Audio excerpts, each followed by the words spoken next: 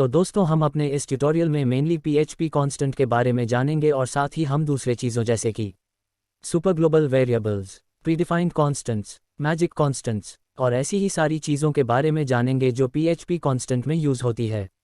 तो अगर हम टेबल ऑफ कंटेंट्स के बारे में देखें तो ये है इस ट्यूटोरियल का टेबल ऑफ कंटेंट्स यह है। Define keyword, const keyword. In case of constants, difference in between old PHP and new PHP version. Define function, is set function, function underscore exist function, constant function, valid and invalid constant names. Difference in between define and const. Runtime and compile time. PHP is interpreted language. Constant with expressions. Difference in between PHP constant and PHP variable. Scope of PHP variable and PHP scope. Superglobal variables. Predefined constants, magic constants. Why magical constants are not really constant? दोस्तों, हमारे इस छोटे से YouTube channel को subscribe करें, इससे हमें बहुत मदद मिलेगी। तो चलिए शुरू करते हैं इस PHP constant ट्यूटोरियल से। Introduction to PHP constants. A constant is an identifier name for a simple value. As the name suggests, that value cannot change during the execution of the script except for magic constants which are not actually constants. Constants are case sensitive. By convention, constant identifiers are always uppercase. सरल भाषा में constant केवल एक नाम है जो single value रखता है। जैसा कि इसके नाम से पता चलता है, PHP स्क्रिप्ट के एग्जीक्यूशन के दौरान constant की वैल्यू को नहीं बदला जा सकता है। हम मैजिक कॉन्स्टेंट्स के बारे में इस ट्यूटोरियल में आगे बात करेंगे और यह भी जानेंगे कि क्यों मैजिकल कॉन्स्टेंट्स को पूरी तरह से कांस्टेंट नहीं कहा जा सकता है। कॉन्स्टेंट्स केस सेंसिटिव होते हैं। परंपरा के अनुसार कॉन्स्टेंट्स हमेशा अपर केस में होते हैं। कांस्टेंट को परिभाषित करने के लिए आप डिफाइन फंक्शन का उपयोग करते हैं। डिफाइन फंक्शन में कांस्टेंट के नाम को पहले आर्ग्यूमेंट के रूप में और कांस्टेंट वैल्यू को दूसरे आर्ग्यूमेंट के रूप में देते हैं। तो आइए एक उदाहरण में देखते हैं कि डिफाइन फंक्शन को कैसे लिखते हैं। सपोज हम एक कांस्टेंट हाइट को डिफाइन करने जा रहे हैं, तो फिर डिफाइन फंक्शन में पहला आर्ग्यूमेंट हाइट लिखेंगे और फिर हम इस हाइट कांस्टेंट की वैल्यू लिख देंगे। अगर हम हाइट को एको करके इसकी वैल्यू को प्रिंट करें तो इसकी वैल्यू हमें 5 मिल जाती है, जो कि हमने डिफाइन कर रखी है। डिफ़ॉल्ट रूप से कांस्टेंट के नाम के संवेदी होते हैं। इसका मतलब है कि हाइट कैपिटल लेटर में और हाइट स्मॉल लेटर में दोनों अलग अलग हैं। Note: Prior to PHP 8.0.0, constants defined using the define function may be case insensitive. मतलब कि PHP 8.0.0 से पहले डिफाइन फंक्शन से अगर हम किसी कॉन्स्टेंट्स को डिफाइन करते हैं तो वो कॉन्स्टेंट्स केस इंसेंसिटिव हो सकते थे।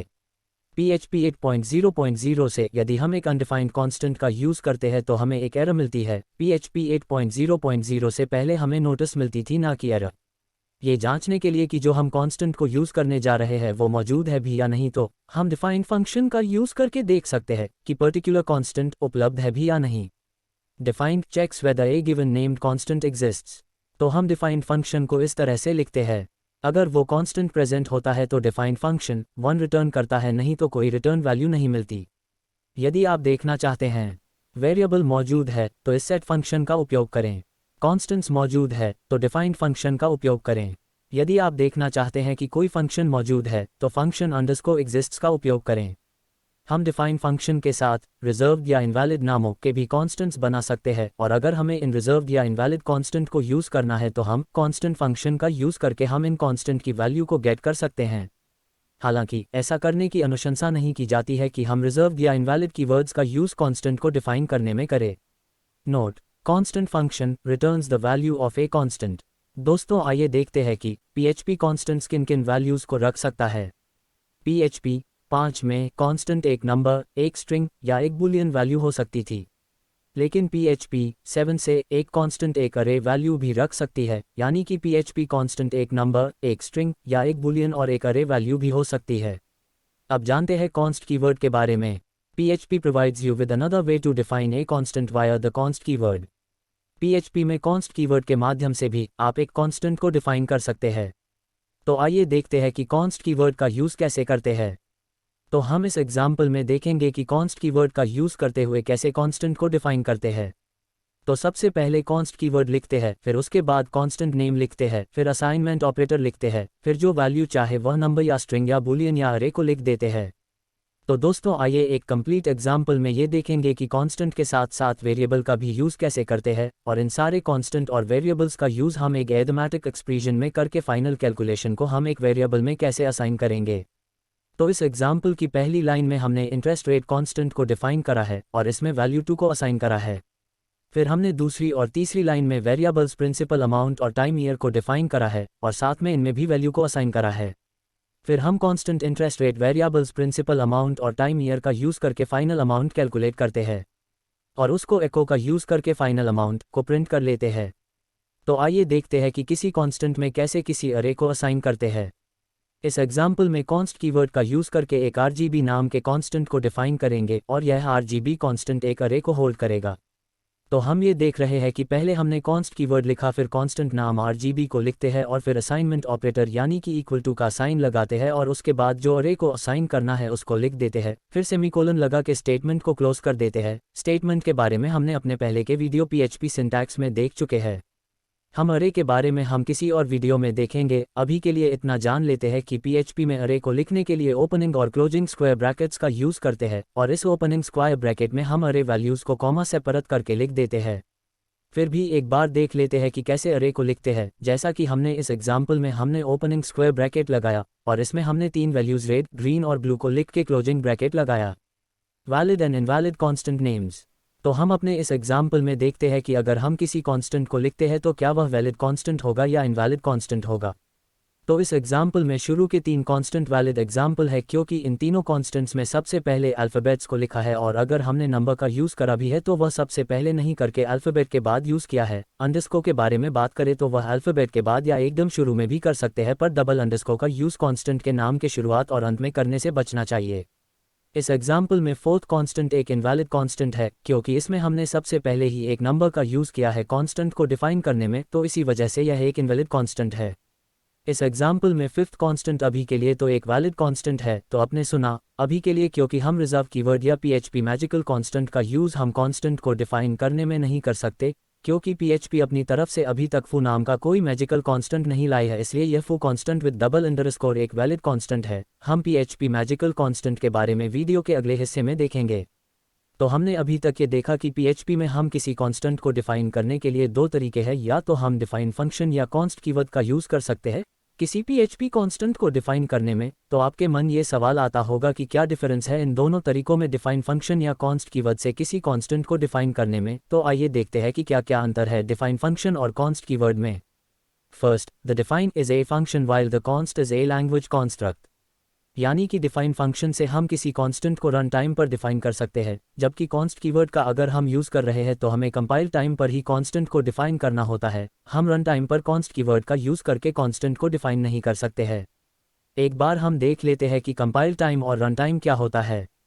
कंपाइलर या इंटरप्रेटर हमारे कंप्यूटर प्रोग्राम को लो लेवल कोड या मशीन कोड में कन्वर्ट करते हैं और यही लो लेवल कोड या मशीन कोड ही कंप्यूटर समझता है। कंपाइल टाइम वह टाइम पीरियड है जब एक प्रोग्राम कोड को कंपाइलर या इंटरप्रेटर के द्वारा लो लेवल कोड या मशीन कोड में अनुवादित या ट्रांसलेट किया जाता है। रन टाइम उस समय को रेफर करता है जब लो लेवल और मशीन कोड एक्चुअली में एग्जीक्यूट होता है। यहाँ हम बताना चाहते हैं कि PHP इज इंटरप्रेटेड लैंग्वेज। तो हमने ये जाना कि कंपाइल टाइम और रन टाइम क्या होता है। तो आइए देखते हैं कि रन टाइम पर अगर हम किसी कांस्टेंट को डिफाइन करते हैं बाय यूजिंग डिफाइन फंक्शन या बाय यूजिंग कॉन्स्ट कीवर्ड तो क्या होगा, और इस एग्जाम्पल से हमें एक्चुअली यह भी पता चल जाएगा कि रन टाइम एक्चुअली में होता क्या है। आप किसी कंडीशनल स्टेटमेंट जैसे कि इफ, एल्स इफ या एल्स के साथ डिफाइन फंक्शन का उपयोग करके किसी कांस्टेंट को डिफाइन कर सकते हैं। हम कंडीशनल स्टेटमेंट के बारे में किसी और वीडियो में देखेंगे कि क्या होते हैं कंडीशनल स्टेटमेंट। तो जैसे कि आप देख सकते हैं कि हमने इफ स्टेटमेंट लिखी, फिर हमने डिफाइन फंक्शन का यूज़ करके विथ नाम का एक कांस्टेंट डिफाइन किया और उसमें एक वैल्यू भी असाइन कर दी। हालांकि आप इस तरह से यानी कि कंडीशनल स्टेटमेंट का यूज़ करके एक कांस्टेंट को डिफाइन करने के लिए कॉन्स्ट कीवर्ड का उपयोग नहीं कर सकते। उदाहरण के लिए ये कोड सिंटैक्स रूप से इनवैलिड कोड है, यानी कि हम रन टाइम पर कॉन्स्ट कीवर्ड का यूज़ करके कांस्टेंट को डिफाइन नहीं कर सकते हैं। Second, the defined function allows you to define a constant with the name that comes from an expression. तो आइए देखते हैं कि कैसे हम एक्सप्रेशन का यूज़ करके किसी कांस्टेंट को डिफाइन कर सकते हैं। तो इस एग्जाम्पल में हम देख रहे हैं कि हमने 3 कांस्टेंट्स option_1, option_2 और option_3 को डिफाइन कर रहे हैं विद वैल्यूज 1, 2 और 3। तो हम अब ये जानेंगे कि PHP कांस्टेंट और PHP वेरिएबल में क्या अंतर होता है। PHP कांस्टेंट डॉलर साइन से शुरू नहीं होता जबकि PHP वेरिएबल डॉलर साइन से शुरू होते हैं। हम कांस्टेंट को एक बार डिफाइन करने के बाद कांस्टेंट को रीडिफाइन नहीं कर सकते, जबकि हम वेरिएबल को एक बार डिफाइन करने के बाद कितनी बार भी वेरिएबल को रीडिफाइन कर सकते हैं। तो इस एग्जाम्पल में हम देख सकते हैं कि हमने इंटरेस्ट रेट नाम के कांस्टेंट को डिफाइन किया है और नेक्स्ट लाइन में हम फिर से सेम कांस्टेंट को रीडिफाइन कर रहे हैं, तो हमें एरर आ रही है कि constant interest rate is already defined, जबकि टाइम वेरिएबल को एक बार डिफाइन करने के बाद फिर से डिफाइन करने पे कोई एरर नहीं आ रही है। कांस्टेंट्स में only evaluate to scalar values और एरेज। तो इस एग्जाम्पल में हम देख सकते हैं कि PHP कांस्टेंट में अगर हम स्केलर वैल्यू या अरे को असाइन करते हैं तो कोई एरर नहीं आ रही है, पर जैसे ही हम इसमें नॉन स्केलर वैल्यू जैसे कि ऑब्जेक्ट को असाइन कर रहे हैं हमें एक एरर आ रही है, constant expression contains invalid operations. PHP constant को डिफाइन करने के बाद हम कहीं भी यूज़ कर सकते हैं, यानी कि PHP कांस्टेंट को यूज़ करते टाइम हमें उसके स्कोप का ध्यान नहीं रखना होता, पर जबकि PHP वेरिएबल को यूज़ करते टाइम हमें PHP वेरिएबल के स्कोप का ध्यान रखना जरूरी हो जाता है, नहीं तो हमें अनडिफाइंड वेरिएबल नेम की एरर आती है। जैसा कि हम इस एग्जाम्पल में देख रहे हैं कि हमने एक वेरिएबल टाइम को डिफाइन किया है और एक कांस्टेंट इंटरेस्ट रेट को भी डिफाइन किया है, फिर हम एक यूज़र डिफाइंड फंक्शन टेस्ट को लिखे हैं। इस टेस्ट फंक्शन में हम इस टेस्ट फंक्शन के बाहर जो वेरिएबल टाइम और कांस्टेंट इंटरेस्ट रेट को डिफाइन करते हैं अगर इको का यूज़ करते हैं तो PHP वेरिएबल के केस में हमें PHP नोटिस मिलती है कि अनडिफाइंड वेरिएबल की, और PHP कांस्टेंट के केस में ऐसा नहीं हो रहा है, यानी कि जिससे पता चलता है कि PHP कांस्टेंट को डिफाइन करने के बाद हम उसको कहीं भी यूज़ कर सकते हैं, जबकि PHP वेरिएबल का स्कोप इस टेस्ट फंक्शन में नहीं था, तो हमें PHP वेरिएबल के केस में उसे यूज़ करते टाइम हमें वेरिएबल के स्कोप का ध्यान रखना होता है, पर PHP वेरिएबल के केस में ऐसा सिर्फ लोकल वेरिएबल के साथ होता है। PHP ग्लोबल वेरिएबल में स्कोप का हमें ध्यान नहीं रखना होता है। नोट: सुपर ग्लोबल्स की तरह कांस्टेंट का स्कोप भी ग्लोबल होता है। स्कोप की परवाह किए बिना कांस्टेंट को स्क्रिप्ट में कहीं से भी एक्सेस किया जा सकता है। तो दोस्तों हम देखेंगे कि PHP में सुपर ग्लोबल वेरिएबल्स क्या होते हैं। Super globals built in variables जो हमेशा सभी स्कोप में उपलब्ध होते हैं। These super global variables are. तो हम एक एक करके देखेंगे कि कौन कौन से सुपर ग्लोबल वेरिएबल्स होते हैं और इन सभी सुपर ग्लोबल वेरिएबल्स का क्या यूज़ है। ग्लोबल्स एक PHP सुपर ग्लोबल वेरिएबल है जिसका उपयोग PHP स्क्रिप्ट में कहीं से भी ग्लोबल वेरिएबल्स को एक्सेस करने के लिए किया जाता है, किसी भी फंक्शन या मेथड के अंदर भी। सर्वर एक PHP सुपर ग्लोबल वेरिएबल है जो हेडर, पाथ और स्क्रिप्ट लोकेशन के बारे में जानकारी रखता है। किसी भी फंक्शन या मेथड के अंदर भी गेट एक PHP सुपर ग्लोबल वेरिएबल है जिसका उपयोग HTML फॉर्म के गेट मेथड के साथ सबमिट करने के बाद फॉर्म डेटा एकत्र करने के लिए किया जाता है। पोस्ट एक PHP सुपर ग्लोबल वेरिएबल है जिसका उपयोग HTML फॉर्म को पोस्ट मेथड के साथ सबमिट करने के बाद फॉर्म डेटा एकत्र करने के लिए किया जाता है। Post is also widely used to pass variables. Files एक एसोसिएटिव अरे हैं जो HTTP पोस्ट मेथड के द्वारा अपलोड किए गए आइटम्स को रखता है। कुकीज़ एक PHP सुपर ग्लोबल वेरिएबल है। कुकीज़ के रूप में HTTP अनुरोध के साथ करंट स्क्रिप्ट में पास किए गए वेरिएबल स्टोर करता है।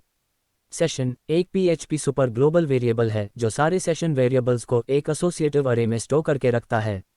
रिक्वेस्ट एक PHP सुपर ग्लोबल वेरिएबल है जिसका उपयोग HTML फॉर्म सबमिट करने के बाद डेटा एकत्र करने के लिए किया जाता है। env एक PHP सुपर ग्लोबल वेरिएबल है जो करंट स्क्रिप्ट में मौजूद वो सारे वेरिएबल्स जो कि एनवायरनमेंट मेथड के द्वारा पास किए गए हैं को एसोसिएटिव अरे में रखता है। प्रीडिफाइंड कॉन्स्टेंट्स तो आइए जानते हैं कुछ PHP कॉन्स्टेंट्स के बारे में। These constants are defined by the PHP code. PHP version ये कॉन्स्टेंट करंट PHP वर्जन को एक स्ट्रिंग के रूप में बताता है। PHP_major_version the current PHP major version is an integer। PHP_minor_version the current PHP minor version is an integer। PHP_release_version the current PHP release version is an integer। आइए अब हम PHP मैजिक कॉन्स्टेंट्स के बारे में जानते हैं। PHP में 9 magic constants हैं जिनकी वैल्यूज़ उपयोग किए जाने के स्थान के आधार पर बदलती रहती है, इसलिए इनको पूरी तरह से कॉन्स्टेंट भी नहीं कहा जाता है। उदाहरण के लिए मैजिकल कॉन्स्टेंट लाइन का मान उस लाइन पर निर्भर करता है जिसका उपयोग आपकी स्क्रिप्ट में किया जाता है। तो आइए एक एक करके सारे मैजिकल कांस्टेंट के बारे में जानते हैं। मैजिकल कांस्टेंट लाइन बताता है फाइल की वर्तमान लाइन नंबर। तो हम इस एग्जाम्पल में देख सकते हैं कि लाइन मैजिकल कांस्टेंट को प्रोग्राम में सेकंड लाइन में यूज़ कर रहे हैं तो आउटपुट भी 2 आ रहा है। मैजिकल कांस्टेंट फाइल बताता है फाइल का पूरा पाथ और फाइल नाम। मैजिकल कांस्टेंट dir बताता है the directory of the file. Magical constant function बताता है द फंक्शन नेम और closure for anonymous functions. Magical constant class बताता है the class name. Magical constant method बताता है the class method name. In similar manner magical constant trait बताता है the trait name. Magical constant name space बताता है the name of the current name space. दोस्तों, इस वीडियो को देखने के लिए बहुत बहुत धन्यवाद। अगर आपने इस वीडियो को अभी तक लाइक नहीं किया है तो प्लीज़ लाइक करें और हमारे इस छोटे से YouTube चैनल को सब्सक्राइब करें, इससे हमें बहुत मदद मिलेगी। और अगर आप सोचते हैं कि ये वीडियो सही में बढ़िया है तो अपने दोस्तों में प्लीज़ शेयर करें।